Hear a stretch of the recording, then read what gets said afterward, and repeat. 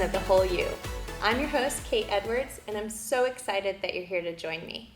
But before we start talking about the season, I wanted to tell you a bit of exciting news. I finally finished my book and it is ready to purchase. It's called Racing Heart, and it'll be available on my website, katemihivicedwards.com. It'll be at the bottom of your screen since it's a mouthful and hard to spell.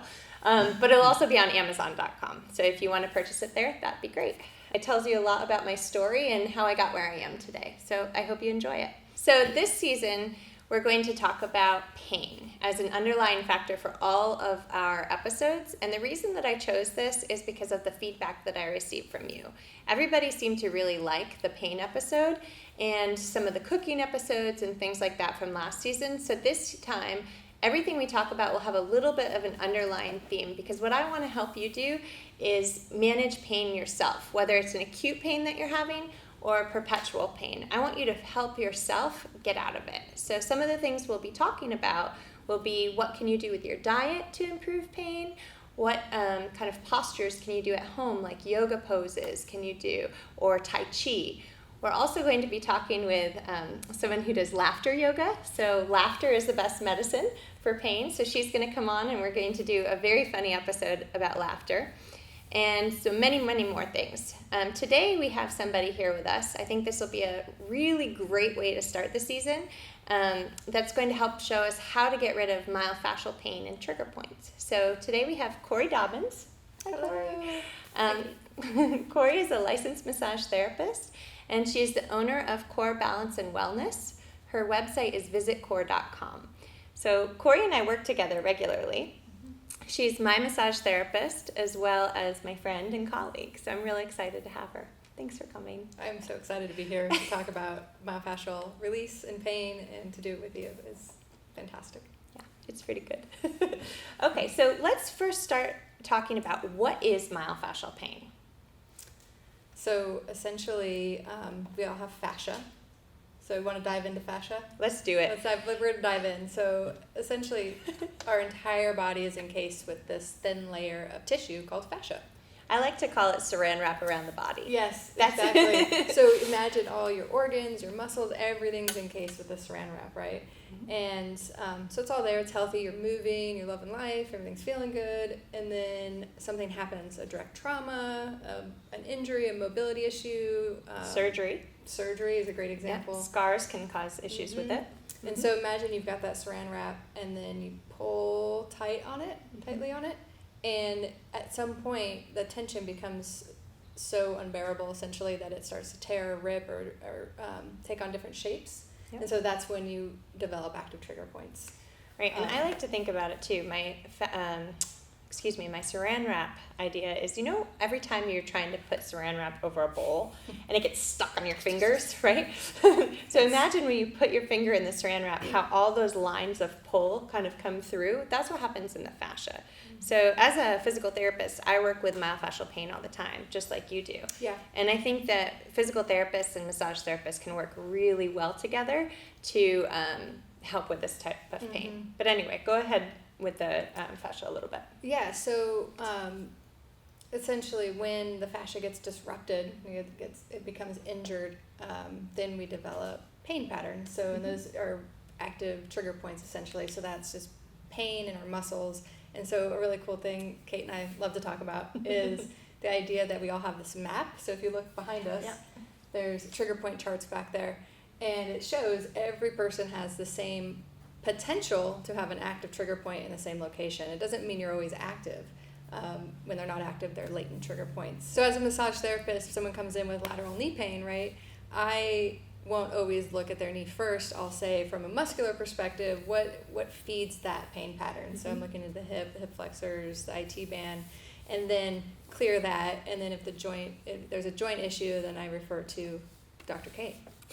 Yeah, that's true. And then vice versa. Or a ligament issue or a tendon issue or something like that. We go back and forth with that. It's true. And then you kind of touched upon it before, but there's something called latent trigger points and active trigger points. and you said latent trigger points everybody has, so don't worry about those. I don't want people to start. You. I don't want people to start getting worried. Oh my gosh, I have all these trigger points. No, don't worry about them at all. The only reason we bring them up is to say that that's a normal thing. So if you start pushing on your own upper trap and you can cause pain, it's okay. Everybody can do that. I think that's important to know. Yeah, it is. Thank you for that. Yeah, you're welcome. Everybody has them. Everybody has them. And then active trigger points are different because, like you said, an active trigger point will refer pain to other regions. And I've touched upon this before in other topics, but just because pain is in one place doesn't mean that's where it comes from. And that's when you have to have someone like Corey or myself that can identify where the pain is actually coming from to help you move through it. Yeah. Right? Yes. Yeah. So tell me a little bit more about what other things that you do. So what are the things that you do to help somebody if they have trigger points before we get into what they can do for themselves? Yeah, so as a massage therapist, I am looking again to mapping out their pain pattern. So what kind of pain are they describing? Where are they having it? And then I then kind of go on a little discovery mission of, okay, so identifying it and then treating it. So I'll go through and do active trigger point release work. I'll do myofascial rolling work. I do neuromuscular therapy work. So, and that's also just a systematic approach. So I know the origin and insertion of each muscle. I know how it's supposed to be moving, how it's supposed to be feeling. And so I get in there and assess all that manually. And then posturally also I'm looking at the way you're sitting, the way you turn on a table, your affect, so the way you communicate about your pain, and your lifestyle in general. So yes. there's ways that what I can do in the treatment room. I know that you see this as well is I can treat the body and I can talk to you about what to do outside of the treatment room, and give you some suggestions, and then hopefully you take that and then you're able to go do the other things that help round out that whole healing process. That's right. And I like what you brought up about posture. So everybody knows I'm big on posture. Breath. And breathing, yes. Yeah. So what causes latent trigger points to become active can be many, many things. So it can be a postural issue. So it can be that you're always slouching at your desk, working on your computer or looking down at your cell phone, because that's our big problem these days. It could be an injury. It could be a scar from a surgery, right? And speaking of scars, scars are, I just think they're like a landmine of amazingness, really. I know. Okay, so describe why. Right. So you have this scar, right, that you may have had for years, and you don't believe that there's any problem with them, but then you've got, maybe you had a biopsy of your breast or something, and you've got... Or if you had a defibrillator, like myself, yes. And you work on my scar. And I work on her scar, and 5 years down the road, we think that we've treated the scar, there's no pain, and her shoulder's messing up, and I'm like, we cannot figure out why this is happening, and then we go, oh, let's go back to the scar. Yep. And you do a little bit of a twist and a pull, and you start doing the work on the scar, and then the shoulder feels better. That's so right. Scars have to be treated. I agree. I love that you brought that up, because everybody that comes to me that has a scar, I also treat the scar. I think it's really important. And that's another thing. If you have a scar, or especially a surgical scar, think about how they have to cut through the layers. There's several layers of tissue that are cut through, and when it heals back together. And so think about that saran wrap analogy again, where everything's kind of pulling in. So you have to smooth it out and pull it out so that it doesn't start pulling in again. Yeah, and again, scar tissue isn't bad. No, it's not. It's to clear that up as well. So scar tissue is our body's way of healing itself, and so it mends our pieces back together. So where it becomes dysfunctional is when it starts to affect the movement and the mobility and the health of the muscle. That's right, and everything around it, and movement patterns. It can also affect movement patterns. Yeah, that's right.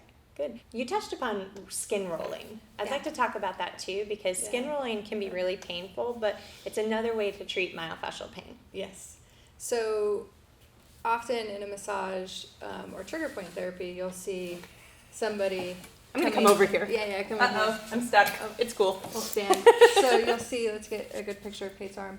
So we'll push, right? We're pushing into the muscle tissue. But sometimes the tension isn't deep. It's not here. We've got all this other layer to get through. So I'll take the the superficial layer, the fascial layer, and just grab it and just start to roll it. And so the cool thing about skin rolling is that the tissue takes you where you need to go. Mm-hmm. So you think maybe, okay, so there's an adhesion here, right here on our arm, but it's up here that the problem is. So Yep. it's affecting this joint, even though maybe the scar or the tension's here. So you start to just move out and you skin roll all around the area until it's all cleared up. And you can tell when it's cleared up when sometimes there's a little clicking feeling Mm-hmm. in the Agreed. tissue. It kind of goes. When that's smooth and gone and supple, then you know, okay, that's treated. And then you start to move into the deeper tissue and get into the muscle. That's right. The Ooh, joint. keep going. And then, right, then you can check mobility and range of motion and Mm-hmm. see how her grip is, and do a little finger test and like. That's right. And the thing that I like, I do a lot of fascial rolling too. Yeah, you do. She does.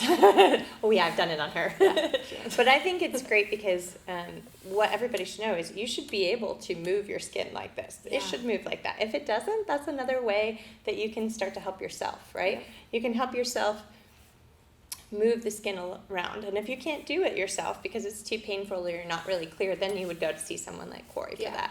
I do it in treatment, but usually in conjunction with other things. Mm-hmm. Whereas if I had someone that needed a lot of it, I would send them to you. Right. Right. Yeah. Just one tidbit I love about taking care of yourself in this way is that touch is the most instinctive thing we can do as humans, right? So Yeah. when you stub your toe, it's ow, and you're grabbing your toe, you're touching that pain and you're saying, okay, I want to contain that. So having a little knowledge and tools to help you do that, it's just gravy on top of something we really instinctually need. That's right. And want and already know how to do on many levels. And then we come in as professionals with, all of that training and expertise and more tricks and tools for the tool bag. But Right. Well, and I Yeah. mean, I think that's really what I wanted to do today. Now that you kind of understand a little bit about myofascial pain, where it comes from, how it happens, I wanted to be able to show you ways to help yourself. And so Corey and I both do this with our clients, but I didn't want to do it alone, and it's way more fun with Corey, right? So we decided to do this together. But we're going to show you how to use foam rollers, what they are, use different balls, things like that, so that you can do some of this at home if you find that you have these trigger points and you need to release them. And then, of course, if it's not getting the job done, then you could always, go see Corey, go see another massage therapist, come to Precision PT where I work or somewhere else, and get it taken care of. But you want to do that? yeah, Let's show them. let's do it. Cool. Okay, so we have decided to pull out a couple balls and foam rollers and things to show you what you can get. We have 3 different colored foam rollers, and the different colors are different Firmness. firmness. Yes. That's what I was looking for. Different firmness. So some of them are softer, some of them are harder.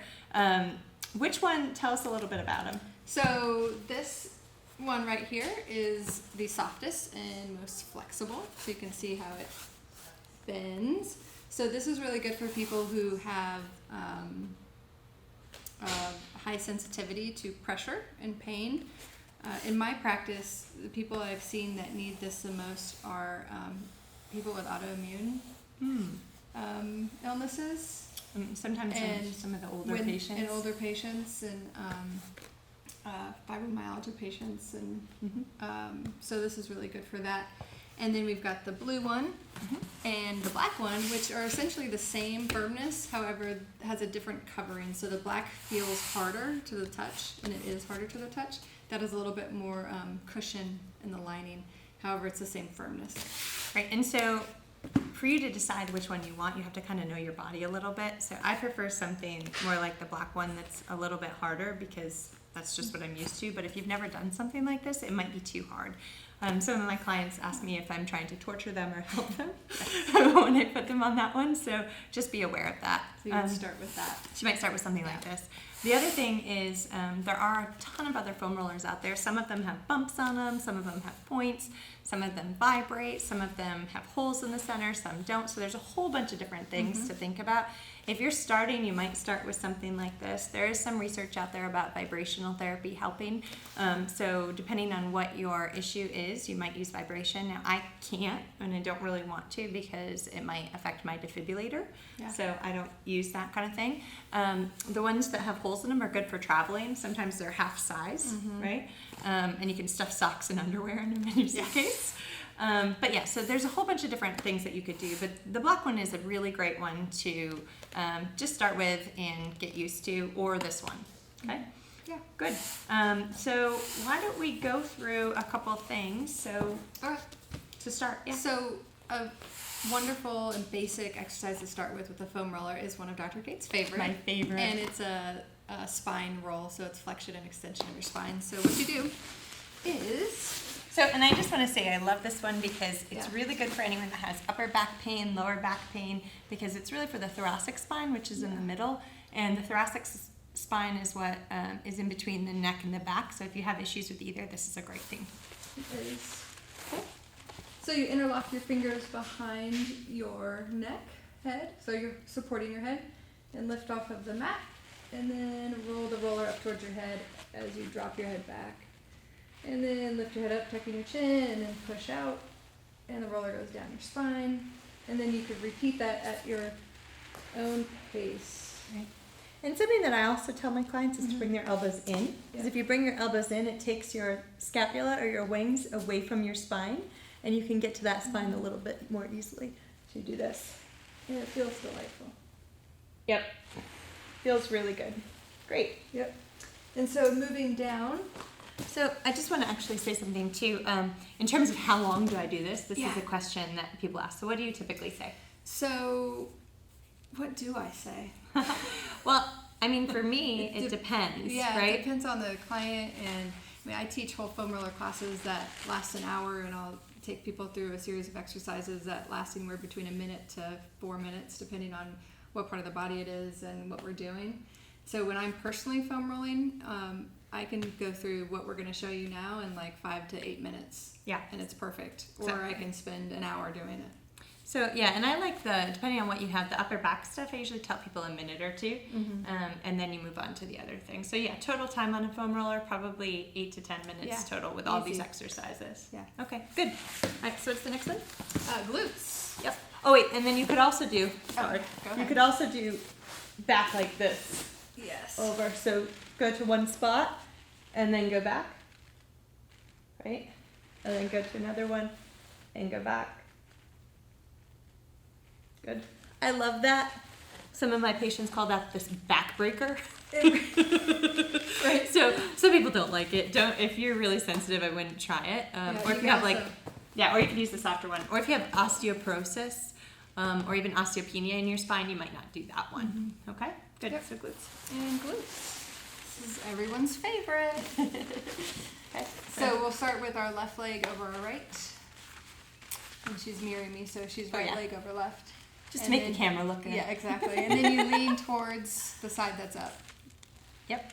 And you want to roll, so you think of rolling along your sacrum, out to your hip joint, and then up to the iliac crest. So all those bones. Yeah. Sacrum is the triangle bone in your butt, right at the base of your spine. Okay, so, and then what'd you say, iliac crest? Iliac so crest. that's that high part right in here, so you can go all the way down. Yep. And the hip. And out to the hip joint. Yep, and then you can turn into it a little bit.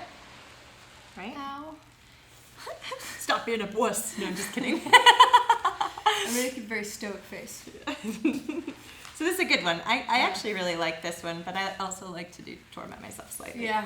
Yeah. And then we'll switch. Yep. Show you. Although you might get ooh, those are dirty feet. Imagine that we switched. Imagine that we switched. I'll let you do it. Okay, so that's a good one. Yep. And then you can slide right down into the hamstring. And you just use your arms.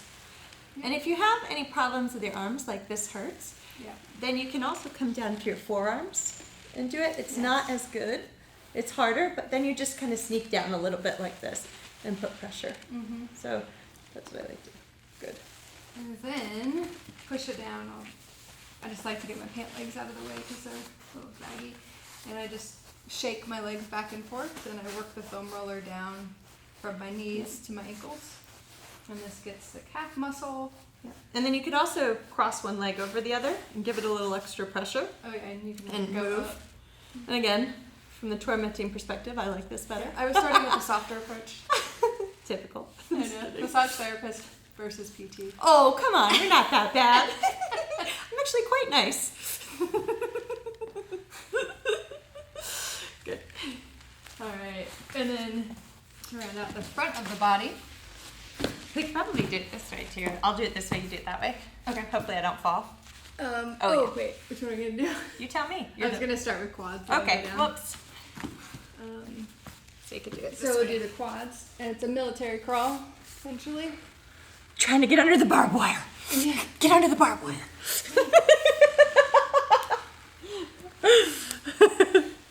It actually feels really good. It does, and if you need more pressure, oh boy, you can go. You can put one leg over the other. And you can rotate your feet in. And that, somebody else can do that. You can rotate your feet in, or you can rotate your feet out to get a little bit of different areas too. And then this one is great for the knees. So you start right on your knees. And I like to start in this position and do this first. And just rock my legs left and right. And it massages the patella tendon. Yep. Patellar tendon. Patellar tendon. Which is like the pulley system for your kneecap, You can actually. bounce on it like that. Yep. And then start to glide down the front of your leg. And that feels amazing. This is actually bonus core work. Really pull it in. Really cool. Use your breath. Yeah, use your breath, right? Yeah. Just kidding. So that's good. Yeah, and Right so side. that was a lot of lower extremity. And again, you could do each of those 30 seconds to a minute or longer if you really like them. But then there are a few that you could do with the upper body. We're going to probably use some of the balls for that mostly, but go ahead. I'll show you just upper lat work. So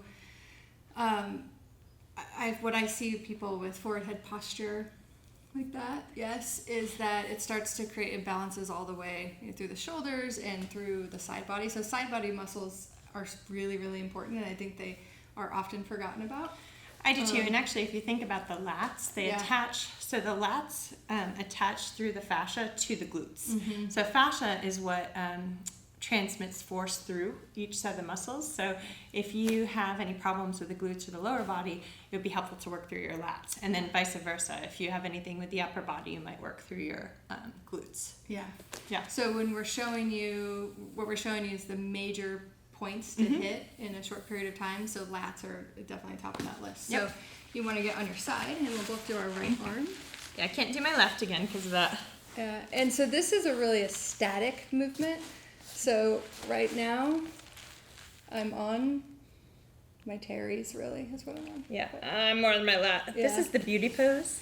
So you just drop it down underneath your armpit and sit on it. It kind of sucks actually, Yeah. but it's really good. So if it hurts, that's something to point out, right? Is through Yeah. this.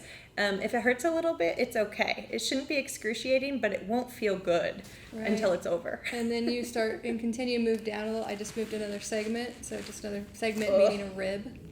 Yeah, And then I can feel it in my for neck. more pressure in different types of angles, just rock gently forward and backwards. Feels good, right? It's amazing. I've got You can see your and face. back to the referral pain. So right now I'm experiencing referral pain up into my shoulder and down my arm. So we're on an active trigger point right now. And I'm feeling it in my neck actually. Yeah. So again, don't get freaked out if you start to feel pain in your neck or in other areas while you're doing this. It's just because you're on that active Another trigger segment. point. Yep. So that's a good thing. Awesome. And then you want to talk about? Yeah, sure.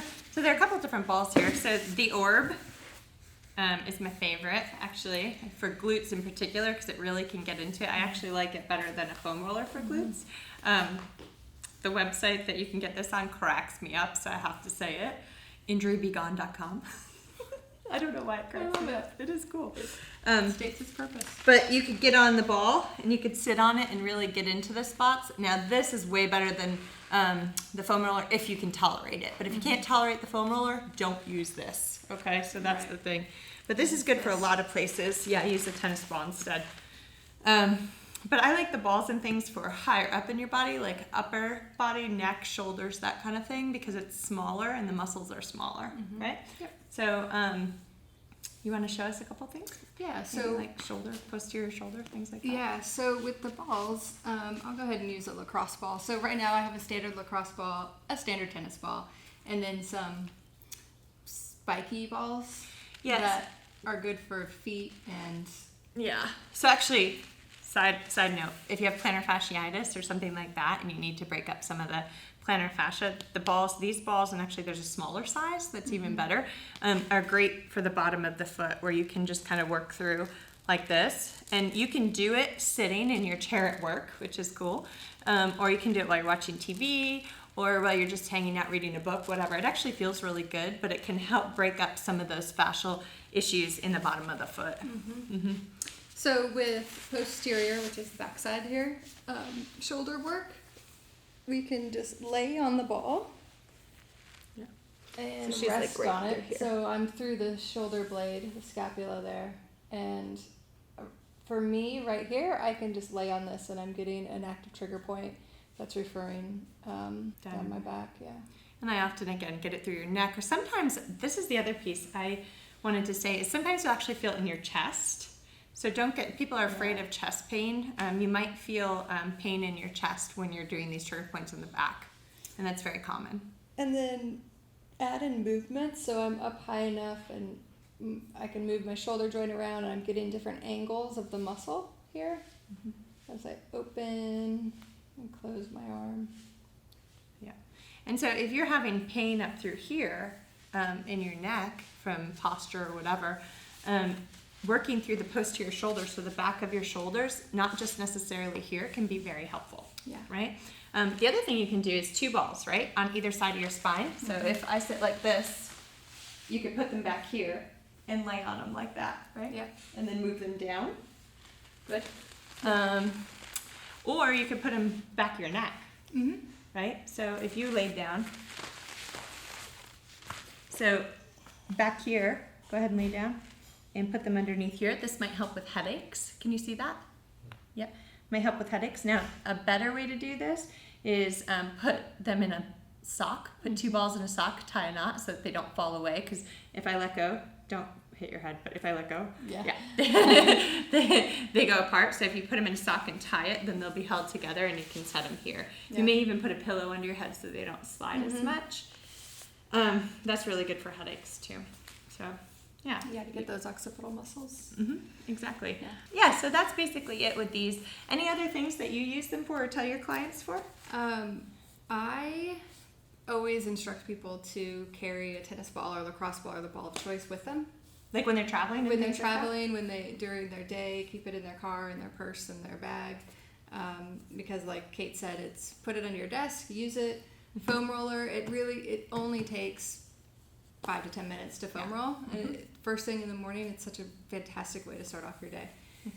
And just warms everything up, gets the fascia releasing, gets your muscles moving, and sets you off for a really positive, pain-free day. Yeah, and maybe not pain-free, but maybe a little bit better. I am an optimist. Yeah. But this is really, it's true.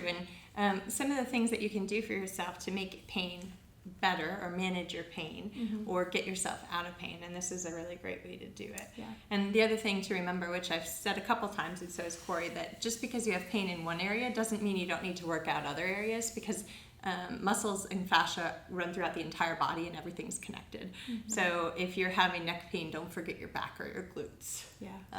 And this really is a practice that you could do 5 to 10 minutes. Probably like 8 to 10 would be better, but 5 to 10 minutes once or twice a day, or even every other day, it might really make a difference. Yeah. Right? Definitely. Good. Well, thanks for coming, Corey. You're welcome. This was a lot of fun. Yeah, I appreciate it. So I hope that you guys enjoyed this. If you have questions or comments, as always, please leave them for me. I really do take what you say into consideration when filming these episodes. I love your feedback. So thanks a lot, and I'll see you soon. Thank you.